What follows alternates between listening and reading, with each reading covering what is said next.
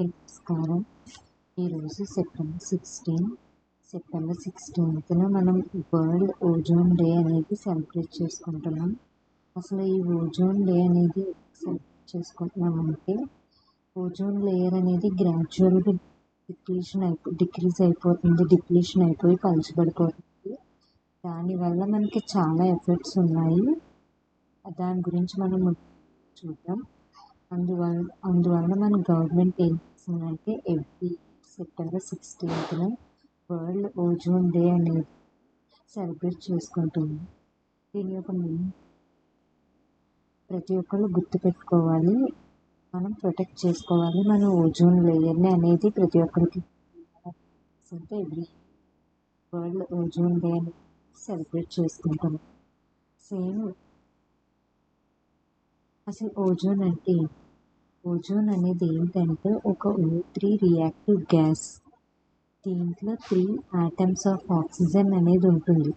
Ozone అనేది ఇక్కడ చూస్తున్నట్టు బ్లూయిష్ గ్యాస్ అన్నమాట. నియర్లీ 90% ఆఫ్ ఎర్త్ ఓజోన్ అనేది స్ట్రాటోస్ఫియర్ అనే దాన్ని రిఫర్ చేస్తుంది. అసలు స్ట్రాటోస్ఫియర్ అనేది ఏంటనేది ముందు చూద్దాం. ఓజోన్ అనేది యూవీ రేస్ని అబ్జర్వ్ చేసుకుంటుంది. సన్ నుంచి డైరెక్ట్గా వచ్చే రేస్. దానివల్ల హ్యూమన్ బీయింగ్స్కి చాలా ఎఫెక్ట్స్ అనేవి ఉంటాయి. ఓజోన్ అనేది ఒక బ్లూ కలర్ పేల్ గ్లాస్ అన్నమాట. అది ఒక చాలా బ్యాడ్ స్మెల్ వస్తూ ఉంటుందన్నమాట.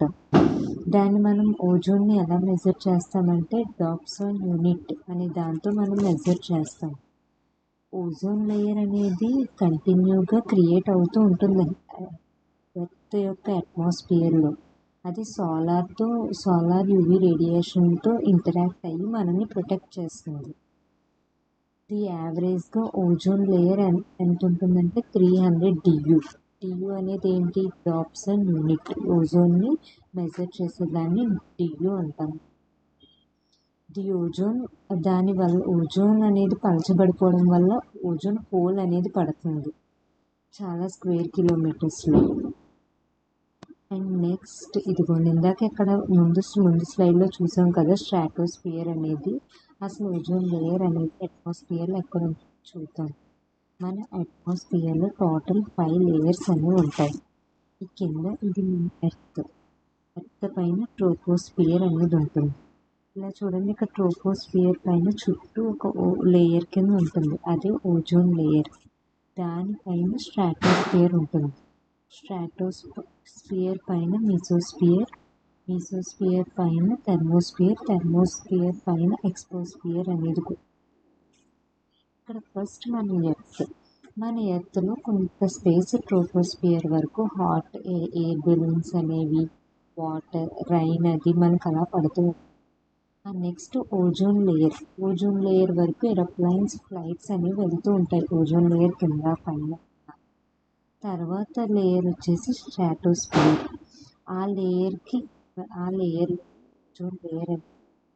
ఆ స్ట్రాటోస్ఫియర్ దగ్గర. అండ్ స్ట్రాటోస్ఫియర్ పైన స్ఫియర్ అనేది ఉంటుంది. అక్కడ మిడ్రాయిస్ అనేవి అక్కడ ఉంటాయి మనుషులు. ఆ తర్వాత థర్మోస్ఫియర్. దీన్ని మనం థర్మల్ లైన్ అని కూడా అంటాం. అవుటర్ స్పేస్ యొక్క స్టార్ట్. మనం శాటిలైట్స్ అవన్నీ ఎక్కడి వరకు పంపించగలమంటే థర్మోస్ఫియర్ వరకు పంపించగలం శాటిలైట్స్ని.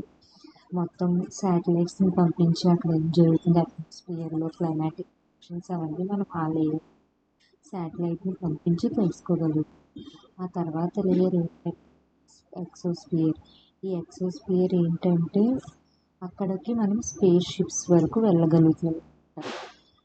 ఇవన్నీ అట్మాస్ఫియర్లో ఉన్న లేయర్స్ అన్నమాట. చూసారు కదా, ఓజోన్ లేయర్ ఇక్కడ ఉంది, మన ఎర్త్ని ప్రొటెక్ట్ చేస్తూ. అసలు ఓజోన్ లేయర్ ఎలా ఫామ్ అవుద్ది అనే డౌట్ ఉంది.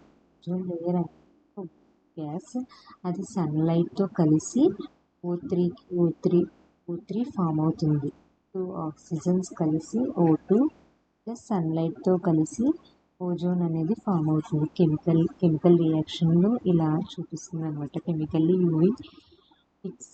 యూవీ రేస్ హిట్ చేసినప్పుడు అది ఒక అటామిక్ ఆక్సిజన్ మాలిక్యూల్స్ కింద ఫామ్ అవుతుంది, అదే O2. అది క్విక్లీ కంబైన్డ్ విత్ ఆక్సిజన్ మాలిక్యూల్స్తో కంబైన్డ్ అయిపోయి ఓజోన్ కింద ఫామ్ అవుతుంది. Okay, O3 is the symbol of ozone. Next ఇదిగో చూడండి, ఇక్కడ సన్ ఉంది. సన్ రేస్ నుంచి ఓజోన్ లేయర్ మనల్ని ఎలా ప్రొటెక్ట్ చేస్తుందో చూడండి. ఇక్కడ బ్లూ కలర్ లేయర్ అని ఓజోన్ లేయర్. ఓజోన్ లేయర్ అనేది ఏంటంటే అది అట్మాస్ఫియర్లో ఉన్న లైట్ని మొత్తం హార్మ్ఫుల్ సన్ నుంచి వచ్చే డైరెక్ట్ హార్మ్ఫుల్ రేస్ని మొత్తం అదే అబ్జర్వ్ చేసుకుంటుంది. అరౌండ్ స్ట్రాటోస్ఫియర్కి 15 to 30 కిలోమీటర్స్ అబవ్లో ఉంటుందన్నమాట ఓజోన్ లేయర్. ఈ ఓజోన్ లేయర్ అనేది క్రమక్రమంగా హోల్ కింద పడిపోతుంది. దాన్నే మనం డిప్లీషన్ అంటాం. ఆ డిప్లీషన్ అనే దాన్ని 1990s సైంటిస్ట్ డిస్కవర్ చేశారు. ఓజోన్ లేయర్ పలచబడిపోతుంది. అవి కూడా ఎందుకంటే అది హ్యూమన్స్ వల్లనే ఓజోన్ లేయర్ అనేది పలచబడిపోతుంది. వాళ్ళు ఎక్కువ సిఎఫ్సి అనే దాన్ని యూజ్ చేస్తున్నారు.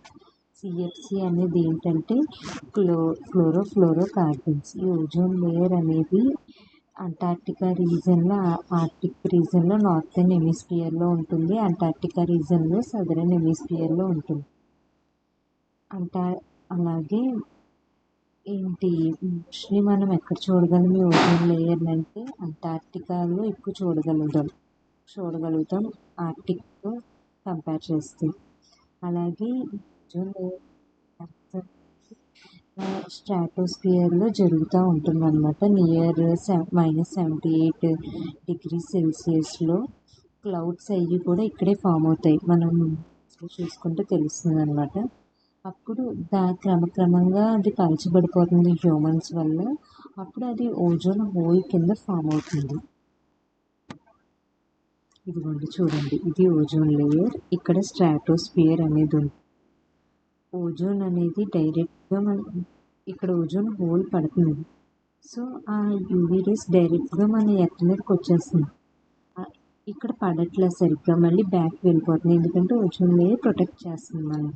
ఎప్పుడైతే ఓజోన్ హోల్ పడిందో డైరెక్ట్గా రేస్ మన భూమి మీద పడిపోతే మనకి చాలా హార్మ్ఫుల్. ఓజోన్ అనేది ఎలా డిప్లీట్ అయిపోతుంది, పొల్యూషన్ వల్ల, హ్యూమన్ యాక్టివిటీస్ వల్ల ఓజోన్ అనేది డిప్లీట్ అయిపోయి అంటే పలచబడిపోతుంది.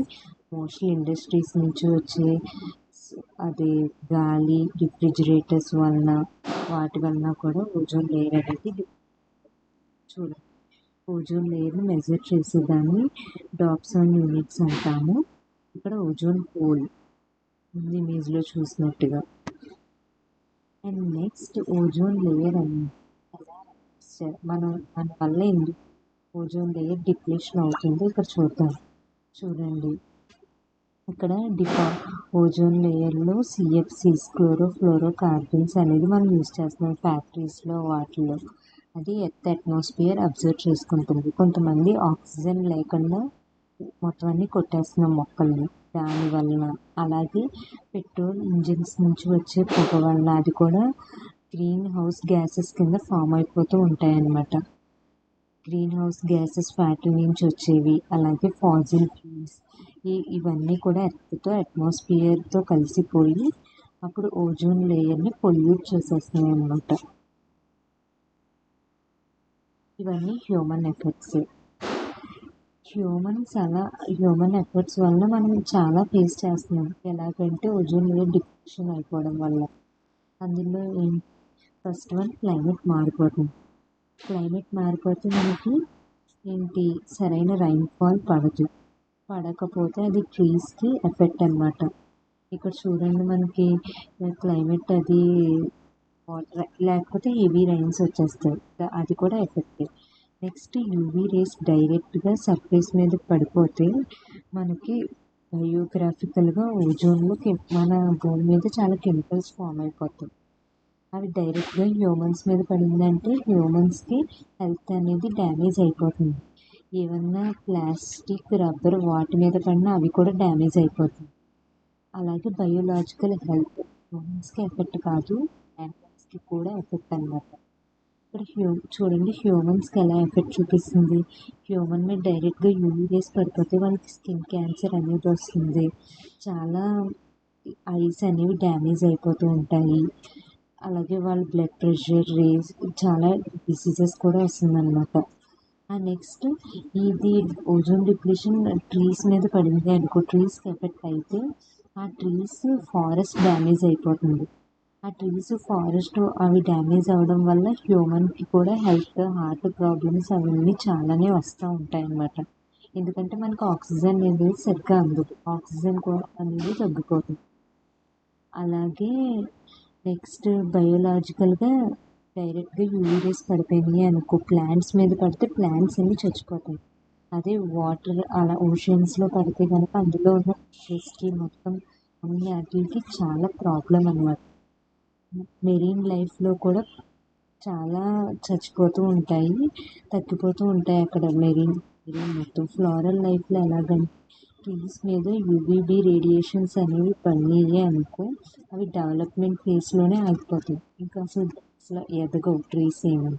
హ్యూమన్స్కి ఏమో హెల్త్ క్యాన్సర్స్ ఇవన్నీ వస్తూ ఉంటాయి అన్నమాట. దీనివల్ల మొత్తం ఈ గ్యాసెస్ వలన మొత్తం మన బయోలాజికల్ లైఫ్ సైకిలే మారిపోతుంది. సో ఇవన్నీ దృష్టిలో పెట్టుకుని ఎవ్రీ ఇయర్ మనం ఓజోన్ డేని సెప్టెంబర్ 16th ఏదో ఒక థీమ్ పాటిద్దాము అనే concept every year September 16th మనం ఓజోన్ డేని సెలబ్రేట్ చేసుకుంటాం. అలాగే మానిటరీ ప్రోటోకాల్ ఏంటంటే ఓజోన్ అడ్వాన్సింగ్ క్లైమాటిక్ కండిషన్స్ అనేది ఏంటంటే మనం advancing climatic action year monetary protocol ఏంటంటే అడ్వాన్సింగ్ క్లైమేట్ యాక్షన్. అంటే మనం మొత్తం ఇయర్ క్లైమేట్ వాటి మీద కాన్సన్ట్రేట్ చేద్దాము అనే ఆలోచనతో మానిటరీ ప్రోటోకాల్ అనేది మనం తీసుకొచ్చామన్నమాట. ప్రివెన్షన్ ఆఫ్ క్లైమేట్ అంటే క్లైమేట్ని ప్రొటెక్ట్ చేద్దాము అనేది నరేంద్ర మోడీ లీడర్షిప్లో ఇది మనం తీసుకుంటున్నాము. Advancing climatic action ozone layer యొక్క థీమ్ సెప్టెంబర్ 16 to 2020. ఇది కూడా ఎందుకంటే ఎర్త్ లాంటి మదర్ని మనం ప్రొటెక్ట్ చేయడానికి మనం ఇది తీసుకున్నాం అన్నమాట. ఈ ఓజోన్ లేయర్ అనే దాన్ని మనం ఎప్పటి నుంచి సెలబ్రేట్ చేసుకుంటున్నాము అంటే 1997 నుంచి కూడా మనం ఈ ఓజోన్ డేని సెలబ్రేట్ చేసుకుంటూ వస్తున్నాం. ఎవ్రీ ఇయర్ ఒక స్పెషల్ స్లోగన్ అనే దాన్ని ఒక థీమ్తో వస్తున్నాం అన్నమాట. అలా ఓజోన్ని ప్రొటెక్ట్ చేయడానికి కూడా. దట్స్ మొత్తం నాకు తెలిసిన ఇన్ఫర్మేషన్ ఓజోన్ లేయర్ గురించి. అందరికీ థ్యాంక్ యూ.